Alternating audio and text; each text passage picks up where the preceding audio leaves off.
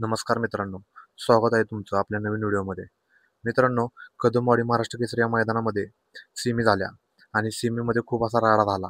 मित्रांनो, आपण बघणार आहे सेमीमध्ये कोणकोणत्या नंदींनी निकाल घेतला. सेमीफायनल 1 मध्ये निकाल घेतला लखन, संभाजीनगरचा लखन आणि दिवाण्या ही गाडी फायनलसाठी पात्र झाली.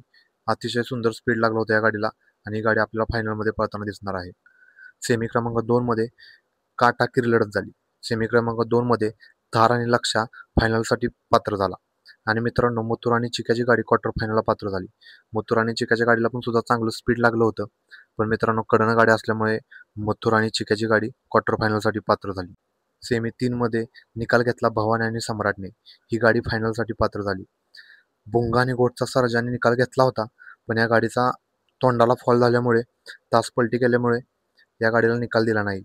मित्रांनो पण कडनं गाडी भुंगा आणि सर्जाची अशी खतरनाक स्पीड लावून पळत होती. गाडीने निकाल सुद्धा घेतला होता, पण तास पलटी केल्यामुळे गाडीला निकाल दिला नाही. सेमीफायनल 4चा निकाल घरचा साज पळाला मित्रांनो.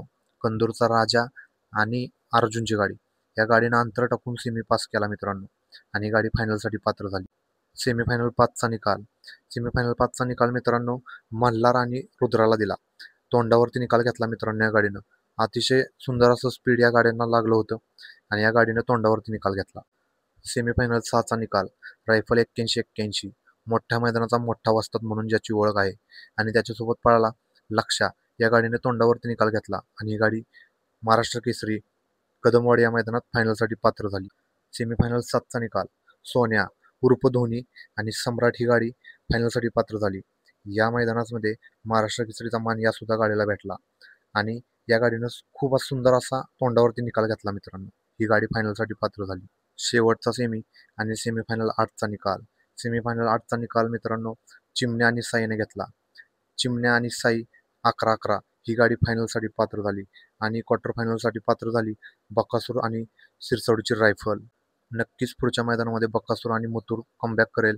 तुम्हाला काय वाटतं कमेंट करून सांगा आणि आपल्या चॅनलला सबस्क्राईब केलं नसेल तर सबस्क्राईब करा आणि व्हिडिओ आवडले असेल तर लाईक नक्की करा मित्रांनो.